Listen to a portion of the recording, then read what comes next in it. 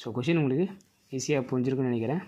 அதாவது 7:5 ரேஷியோட வேல்யூ எதுக்கு விகித சமமாக இருக்குனாக்கா x:25க்கு விகித சமமாக இருக்குன்றாங்க. ஸோ அப்போ விகித சமம்னா நம்ம ப்ரொபோர்ஷனல் சொல்லுவோம் இங்கிலீஷில். ஸோ அப்போது x:25க்கு ஈக்குவலாக இருக்குதுன்னு சொல்கிறாங்க.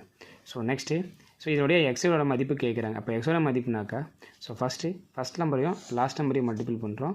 நெக்ஸ்ட்டு செகண்ட் நம்பரையும் இந்த மாதிரி மல்டிபிள் பண்ணால் வேல்யூ பாருங்கள் 5 × x 5x.